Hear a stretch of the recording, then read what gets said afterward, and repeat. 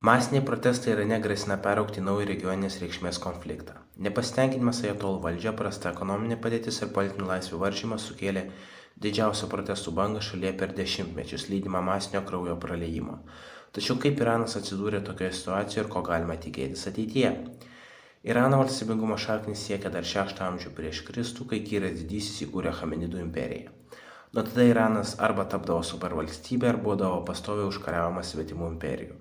Graikai, arabai, turkai, mongolai visi paliko savo pėdsaką, tačiau persų kultūra ir kalba išliko. 16 amžiuje Safavidų dinastija sukūrė modernios Irano valstybės pamatus, tačiau vėliau šalis pateko į vakarų, ypač Rusijos ir Jungtinės karalystės valstybių įtaką.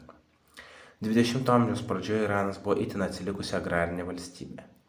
Modernizacijos bandymai atvedė prie konstitucinės revoliucijos, tačiau po 1921 perversmo valdžią perėmė Pahlavų dinastija. Paskutinis jos šachas, Mohamedas Reza Pahlavis, buvo provakarietiškas, bet valdė autoritariškai, slopino opoziciją ir ėmėsi slaptąją policiją Savak.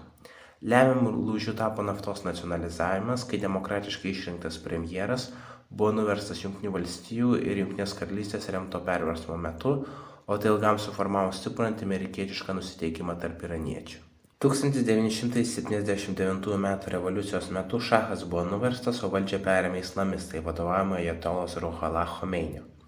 Jie nors ir neturėjo plataus visuomenės palaikymo tarp Irano žmonių, tačiau buvo vienintelė jėga turėjusi organizacinį tinklą – mečetes ir dvasininkiją, kurių nerepresavo šacho režimas.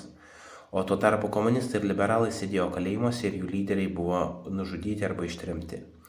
Nors Islamo Respublika turėjo konstituciją ir rinkimus, realiai valdžia atiteko aukščiausiam lyderiui, kuris kontroliuoja politiką, kariuomenę ir rinkimų procesą. Paradoksalu, bet būtent islamistų valdymo laikotarpiu Iranas smarkiai sekuliarizavosi. Šiandien tik apie trečdalis gyventojų save laiko musulmonais. Moterys sudaro daugumą studentų, tačiau turi ribotas teisės, privalo dėvėti hidžabą ir yra nuolat stebimos moralės policijos. Režimą saugo Irano revoliucinė gvardija, privilegijuota lojali struktūra valdanti ekonomiką ir veikianti taip pat ir užsienyje. Tarptautinėje arenoje Iranas tapo pagrindiniu Izraelio ir Jungtinių valstijų priešininku regione. Sankcijos ypač po 2018 metų faktiškai atjungė Iraną nuo pasaulinės ekonomikos, bankai nebevykdo pervedimų į Iraną, jiems uždrausta legaliai prekiauti nafta. Infliacija išaugo, valiuta prarado vertę, o tai ir tapo tiesioginiu dabartinių protestų katalizatoriumi. 2025 gruodžio 28 prasidėjo protestai, greitai peraugo iš protestų prieš prastą ekonomikos būklę iki protestų prieš režimo politinę valdžią apskritai. Moterys ėmė masiškai protestuoti, ėmė nusiiminėti hidžabus ir deginti lyderio paveikslus. Bet įdomus dalykas tas, kad pradėjo žūti ne tik protestuotojai, bet ir režimo pareigūnai, kurie buvo neretai tiesiog nušauti protestuotojai. Kyla klausimas, iš kur tie protestuotojai gavo ginklus, yra neginklus laikyti civiliams yra griežtai draudžiama. Galbūt tai buvo užsimaskavę Mossad agentai, kurie norėjo išprovokuoti režimą, nužudyti kiek įmanoma daugiau žmonių ir duoti pretekstą Izraeliui ir JAV įsikišti į situaciją. Tačiau Izraelis tikrai padėjo protestams, bent jau informacinė prasme, nes žiūrint iš vakarų pusės socialinėje medijoje susidarė toks įspūdis, kad protestuotojai laimi.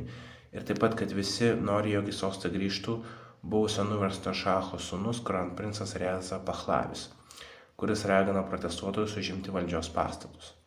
Tačiau realybėje viskas vyko kitaip. Protestuotojai neturėjo nei vieningo lyderio, nei vieningos programos, dauguma pasipriešinimo grupių, kurios išvardintos kaip dalyvaujančios protestuose, iš vis veikia vakaruose, o net ne pačiame Irane, taigi uždaroje valstybėje, kurioje yra smarkiai cenzūruojamas internetas, jų galimybės kaip nors paveikti politinius procesus yra labai ribotos.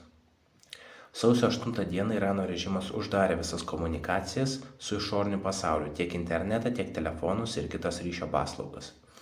Iš visko sprendžiant, sausio 9-10 dienomis vyko pagrindinis susidorojimas su protestuotojais. Kai nebuvo interneto, režimo kariai masiškai šaudė protestuojančius gyventojus. Sausio 11 jau pasirodė pirmieji vaizdai, kad režimo lojalistų kontrprotestai perėmė gatvių kontrolę, o sausio 12 jau buvo atkurtas telefono ryšys ir tai rodo, jog protestai pradėjo pralaimėti. Įvairiais duomenimis žuvo nuo 2000 iki 10 000 protestuotojų, bet dar bent 10 000 protestuotojų yra suimta ir jiems gresia mirties bausmė.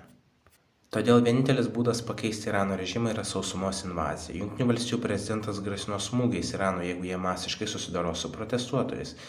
Ir kai dabar jie iš tikrųjų susidorojo, nebijojo, kad Junktinių valstijų smūgių Iranų tikimybė yra labai didelė. Be to, Izraeliui reikia žūtbūt nuversti Irano režimą, nes Iranas yra vienintelis likęs Izraelio geopolitinis oponentas artimuosiuose rytuose. O pastaruoju metu Izraelėje daug kalbama apie senovinį žydų šventyklos atstatymą, o ta šventykla kaip tik turėtų būti ant šventyklos kalno, kur šiuo metu stovi Al-Aksos mečetė, kuri yra šventa musulmonams. Nors istoriškai ta vieta su islamu niekaip nesusijusi, bet toks žingsnis būtų labai kontroversiškas ir sulauktų didelio pasipriešinimo iš musulmoniškų valstybių. Todėl Izraelis turi atsikratyti visomis priešiškomis musulmonų valstybėmis, kad galėtų imtis tokio kontroversiško žingsnio. Todėl konfliktas tarp Izraelio ir Junktinių valstijų bei Irano artimiausiu metu yra labai tikėtinas ir didelė tikimybė, kad mes matysime eskalaciją, kad galbūt JAV smūgiuos Iranui, o tada Iranas atsakys savo raketomis ir tada gali žūti Junktinių valstijų kareiviai, gali žūti Izraelio kareiviai, gali žūti jų sąjungininkų kareiviai ir tada Amerika ir jos sąjungininkai turės atsakyti dar labiau ir viskas gali vesti prie atviro sausumos karo Persijos įlankos regione. Tai tiek šiai dienai, ačiū žiūrėjusiems, iki kito karto.